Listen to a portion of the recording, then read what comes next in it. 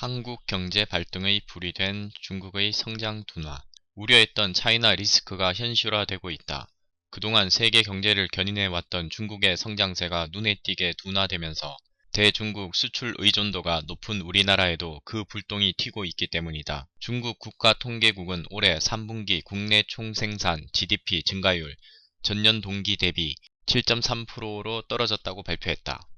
당초 시장 전문가들의 예상 7.2%보다는 높다고 하지만 2009년 1분기 이후 5년 6개월 만에 가장 낮은 수치다. 올해 중국 정부가 목표로 삼았던 7.5% 달성은 물 건너갔다는 관측이 지배적이다. 우리나라의 최대 교역 상대국인 중국의 성장 둔화는 당장 대중국 수출의 급격한 감소로 한국 경제에 타격을 주기 시작했다. 우리나라의 대중국 수출은 이미 5월 이후 줄곧 마이너스를 기록하고 있다.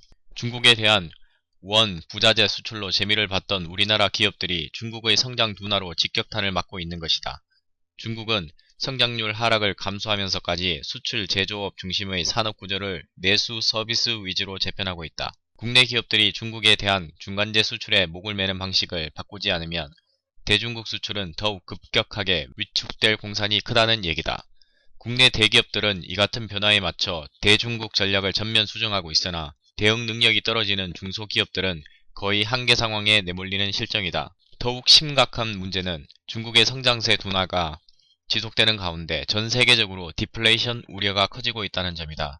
경기 침체와 물가 하락이 맞물려 불황이 전 세계로 확산될 가능성이 크다는 얘기다. 이 와중에 중국마저 저성장 기조가 굳어질 경우 한국 경제는 활로를 찾기 어렵게 된다. 내수가 살아나지 않는 가운데 수출마저 위축되면 경제 회복과 경제 제도약은 물 건너 갈 수밖에 없다.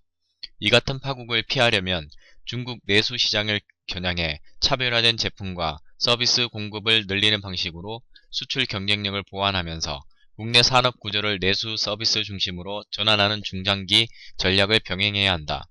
수출을 포기할 수도 없고 내수 산업 육성을 중단할 수도 없다.